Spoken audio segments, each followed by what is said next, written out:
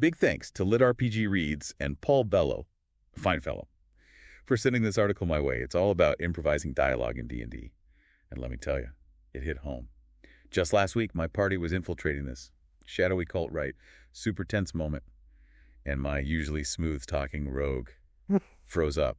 Couldn't think of a single convincing lie to save his life. We barely escaped with our hides intact. The perils of pressure. It's funny how tabletop dialogue can feel so different from our everyday conversations. Kira Mentz's article in LitRPG Reads, improvising dialogue, making reactions feel natural in D&D roleplay, really digs into the why of that. It's like we forget all about active listening and thoughtful responses the second those dice hit the table. Totally. The article has this table of classic stilted responses. And it was like a highlight reel of my worst moments. Things like, yes, I agree, or that's a good idea. We think we're being supportive, but it's like throwing a wet blanket on the conversation. Exactly. And the article doesn't just point out the problem, it offers solutions. Instead of those conversation killers, it suggests trying something like, that reminds me of the time, or hold on, let me think this through. Suddenly, you're not just nodding along, you're actively engaged in the scene. And it goes way beyond the words themselves, right? The article talks about how important nonverbal cues are, which honestly blew my mind. I mean, I knew body language was a thing, but I hadn't thought about how to use it strategically at the table. It's amazing how much depth those subtle details can add. Think about a character who's trying to hide their fear. Maybe their voice is steady, but they keep fidgeting with their cloak clasp. Or someone who's lying, their eyes darting around the room. Suddenly, your dialogue becomes more than just words on a page. It's a full-body performance. Which makes total sense. But it's something I'd never really considered before. Now I'm thinking about all the missed opportunities. The article even has this table breaking down different nonverbal cues and what they might imply. Rapid speech for excitement. Fidgeting for nervousness. It's like a cheat sheet for making your character come alive. And that brings us to the heart of it all. Finding your character's voice. Because it's not just about mimicking accents or throwing in a few catchphrases. It's about understanding who they are at their core and letting that inform every word they utter. Right. The article uses the examples of a noble and a rogue, and the difference is stark. The noble, all formal language and carefully chosen words. The rogue, quick-witted, slangy, maybe even a bit sarcastic. It's about making choices that reflect their personality and background. Absolutely. And this is where the article's emphasis on emotional depth comes in. Because, people aren't just happy or sad. There's a whole spectrum of emotion in between. And tapping into that can make your character infinitely more interesting. Totally. They even use the example of disappointment and how you can convey it through both dialogue and body language, like slumped shoulders, a sigh, maybe even a muttered, I had hoped for better. Suddenly your character isn't just reacting, they're feeling. And those feelings are what make us connect with characters, whether it's in a book, a movie, or a D&D game. The more authentic those emotions feel, the more invested we become in their story. So true. It's like the difference between watching a puppet show and a live theater performance. One is technically impressive, but the other makes you feel something. Exactly. And speaking of feeling, the article doesn't just focus on individual characters, it also dives into group dynamics. Because let's face it, D&D is a team sport. Absolutely. And the article highlights how important it is to react to what other players are doing. Not just focus on your own character's storyline, celebrating each other's successes, asking questions about their characters, even just reacting with genuine interest. When someone describes a cool action, it elevates the game for everyone. It's about building a shared experience. Creating a world where everyone feels like they're contributing to the narrative. And that's where things can get tricky, right? Yeah. Because conflict is inevitable, whether it's between party members or with NPCs. Those tense moments can be tough to navigate. The article talks about the importance of setting boundaries and player safety, which is something I think every group should discuss. Absolutely. It's about making sure everyone feels comfortable and respected, even when the in-game stakes are high. Because nobody wants to walk away from a session feeling hurt or misunderstood. Right. We're here to have fun, after all. But even with the best intentions, we've all had those moments where we're just, lost for words, staring blankly at the dungeon master, desperately trying to come up with something clever. For our character to say, oh, I've been there. And the article actually has some great advice for those brain fart moments. It's called the saving face section. And it's packed with tips like redirecting the conversation or admitting uncertainty. Things like, I need a moment to gather my thoughts. Or perhaps we should ask someone with more expertise. It's a reminder that it's okay to not have all the answers, even for a seasoned adventurer. Which is so reassuring, because I think we put a lot of pressure on ourselves to be witty and quick on our feet, but sometimes the most realistic response is simply, I don't know. Exactly, and that can actually be more engaging than forcing a clever quip. Yeah. Because it creates an opportunity for other characters to chime in, offer their perspectives, or even come to your aid. And speaking of tricky situations, Yeah. the article also tackles the dreaded retcon. You know, that moment when you realize your character just said something completely out of line, or maybe you misunderstood a crucial piece of information. It's a delicate situation, for sure. But the article emphasizes open communication with the group instead of trying to silently erase your blunder. It suggests addressing it head on. Maybe you say something like, you know what, on second thought, my character wouldn't have said that. Or you work with the DM to reframe events slightly, maintaining the flow of the story while correcting the misstep. It's a great reminder that we're all in this together, and sometimes a little bit of collaborative storytelling can go a long way in smoothing over those rough patches. Absolutely. And it ties back to the article's main point. The goal isn't to be a perfect orator. It's to create enjoyable and engaging dialogue. It's about those moments of shared storytelling where everyone at the table feels like they're contributing to something special. And that's what makes D&D so much fun. Right. It's not just about rolling dice and slaying monsters. It's about the stories we create together. Exactly. It's about those unexpected moments of humor, those dramatic twists and turns, and those heartfelt conversations that stay with us long after the game is over. And the article gives us so many tools to make those moments even more memorable, whether it's mastering nonverbal cues, finding our character's voice, or navigating those tricky situations with grace and confidence. It's all about leveling up our dialogue game. And that brings us to something I think is really important for both players and dungeon masters to consider, the idea of conversational flow.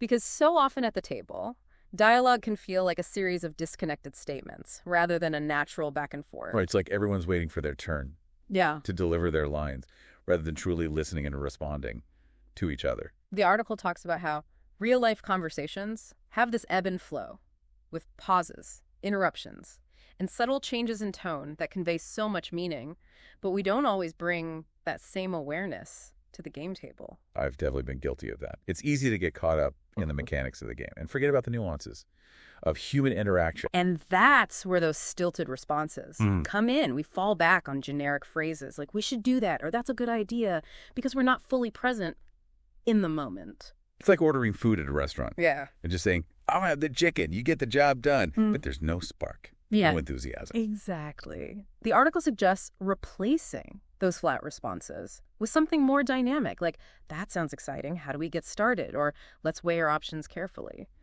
It's about injecting energy and inviting collaboration. So it's not just about saying the right thing, it's about saying it in a way that keeps the conversation flowing. It's about reacting to what others are saying, building on their ideas, and creating a sense of momentum. Precisely. It's about being present in the moment, listening to what others are saying, and responding in a way that feels authentic to your character. It's about that give and take that makes a conversation come alive. And that ties into the importance of reading social cues, which I think is something we often overlook in D&D. We get so focused on what our characters are saying that we forget to pay attention to how others are reacting. The article has this fantastic table that breaks down different cues and what they might mean. For example, rapid speech could indicate excitement, while fidgeting might signal nervousness. It's like having a secret decoder ring for understanding those unspoken messages. It's about paying attention to the subtext, the things that aren't being said directly. And the beauty of it is that it adds another layer to your character's reactions. If someone's telling a story with a lot of pauses and a measured tone, maybe your character reacts with a sense of caution, like they're trying to figure out what's really going on. It's like playing detective, but with emotions. And the article doesn't just stop there. It talks about the importance of considering cultural influences on how people communicate. This is where world building really comes into play. Different cultures might have different ways of expressing themselves, different levels of formality, even different gestures, and body language. A character raised in a strict hierarchical society might be very deferential in their speech, while someone from a more egalitarian culture might be more direct. So it's about thinking beyond just the words themselves. Yeah. And considering the whole context of how those words are being delivered. Right. It's about adding those subtle nuances that make the world feel more real and lived in. Exactly. And the great thing is that it doesn't require a ton of extra work. Just a little bit of thoughtfulness can go a long way in making your dialogue feel more authentic and engaging. It's like adding those finishing touches to a painting.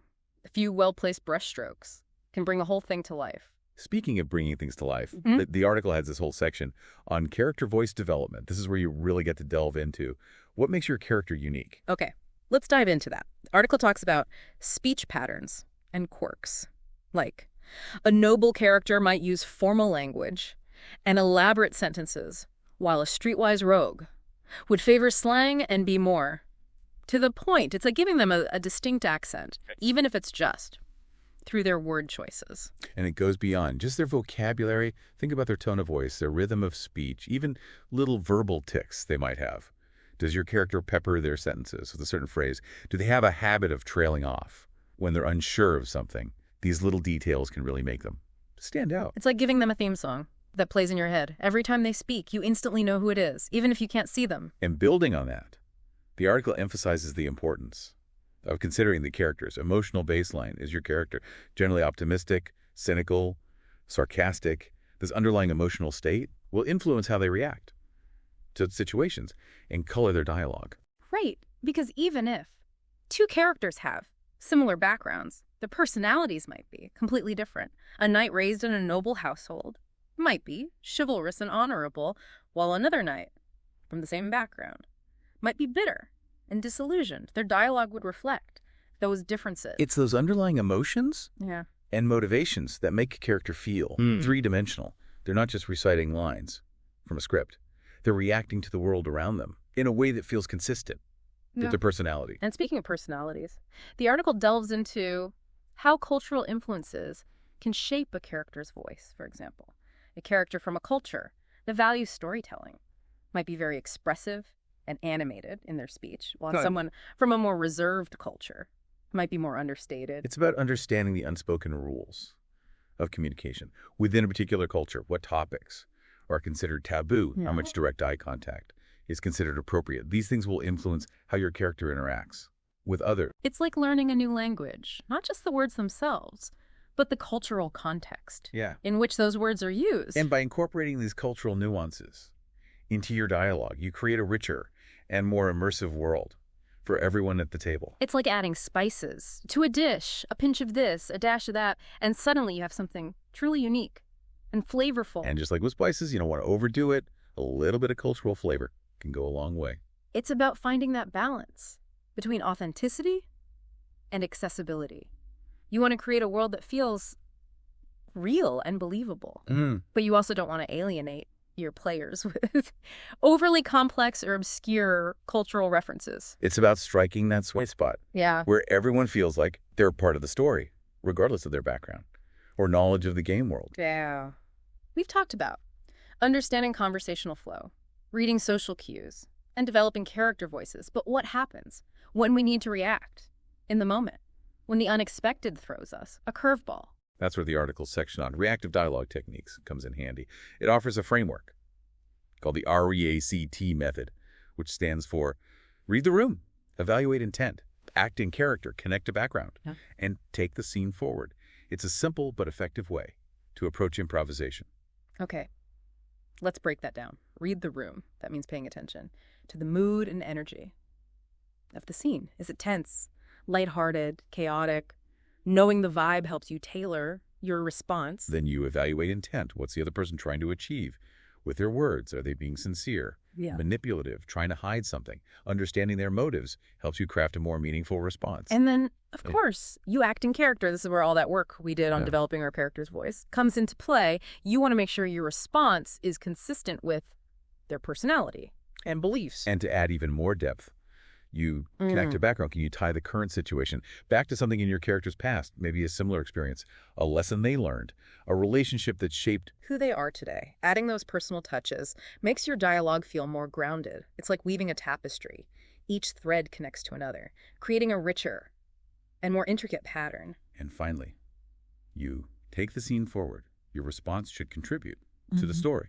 whether it's moving the plot along, revealing new information, or deepening the relationships between characters. It's about being an active participant in the narrative, not just a passive observer. And the beauty of the REACT method is that it can be applied to any situation, no matter how unexpected. It gives you a framework for thinking on your feet and creating dialogue that feels both spontaneous and meaningful. So it's like having a secret weapon in your role-playing arsenal, a way to handle those unexpected moments with grace and confidence. And speaking of unexpected moments, the article also covers some common dialogue scenarios that you might encounter in a game, like a tavern brawl, a royal court audience, or a negotiation with a merchant. I've also suggestions for how to handle these situations in a way that feels both authentic and engaging. So it's like having a cheat sheet for those classic RPG encounters. It's not about providing canned responses, but rather giving you a starting point for thinking about how your character might react in a given situation. And it encourages you to get creative and think outside the box. Maybe your character doesn't handle a tavern brawl with their fists, but with their wit or their charm. Or maybe your character approaches a royal court audience with a sense of irreverence instead of the usual deference. It's about finding those unique and unexpected ways to make your character stand out. And that brings us to one of the most important aspects of dialogue, emotional range. The article stresses that real people experience a wide spectrum of emotions, and our characters should too. It's easy to fall into the trap of only expressing the big, obvious emotions like happiness, anger, and sadness. But what about those more nuanced emotions like disappointment, amusement, anxiety? The article gives specific examples of how you can convey these emotions through both verbal and nonverbal cues. A character who's disappointed might let out a soft sigh or avoid eye contact. Someone who's amused might have a twinkle in their eye or a slight smirk on their lips. It's about adding those subtle details that make your character's emotions feel real and relatable. And it's also about understanding how emotions can shift and change over the course of a conversation. Maybe your character starts out feeling angry, but as they listen to the other person's perspective, their anger gives way to understanding or even empathy. It's about embracing the complexity of human emotions and allowing your characters to experience that same complexity. And by doing so, you create a more engaging and immersive story. For everyone at the table, it's like watching a movie where the characters feel like real people with real emotions, rather than just cardboard cutouts spouting lines. And that's what makes role-playing so special. It's a collaborative art form where we get to explore the depths of human experience together.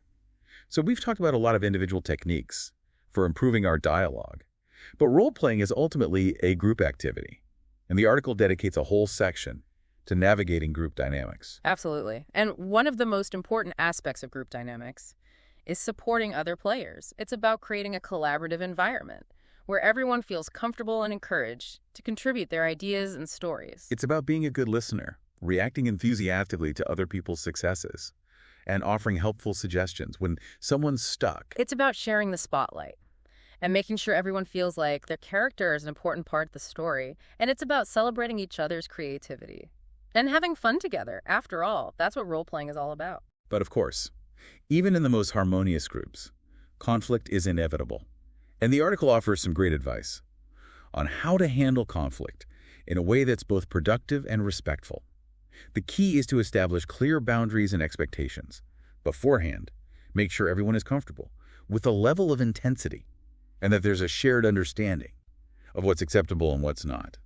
And if a conflict does arise, it's important to address it directly and calmly, listen to each other's perspectives, try to find common ground, and focus on resolving the issue, rather than assigning blame. It's about remembering that even though our characters might be at odds, we're all still friends at the table. And sometimes, the best way to handle conflict is to simply agree to disagree. Not every disagreement needs to be resolved. And sometimes it's okay to let things go and move on. It's about picking your battles and focusing on the things that really matter. And sometimes, the best way to resolve a conflict is to simply have a good laugh about it. Humor can be a powerful tool for diffusing tension and bringing people together. It's about remembering that role-playing is a game, and games are supposed to be fun. And sometimes, even with the best preparation and intentions, things can go wrong.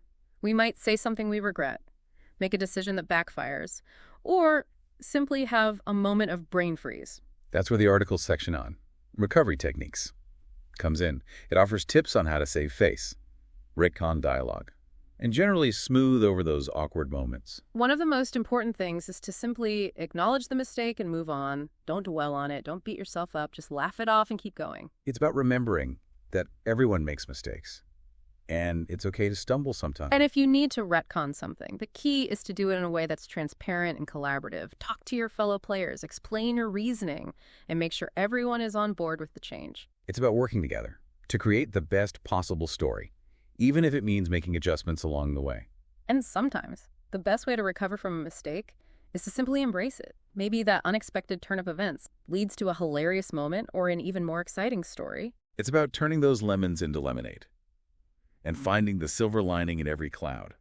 As we wrap up this deep dive, I'm realizing that it's given me a whole new perspective on something I thought I was already pretty good at.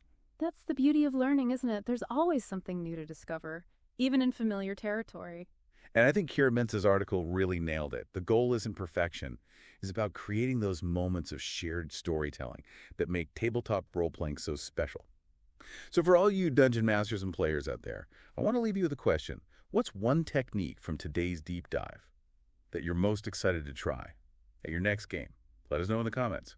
And of course, another huge thanks to Paul Bello, fine fellow, for bringing this article to our attention.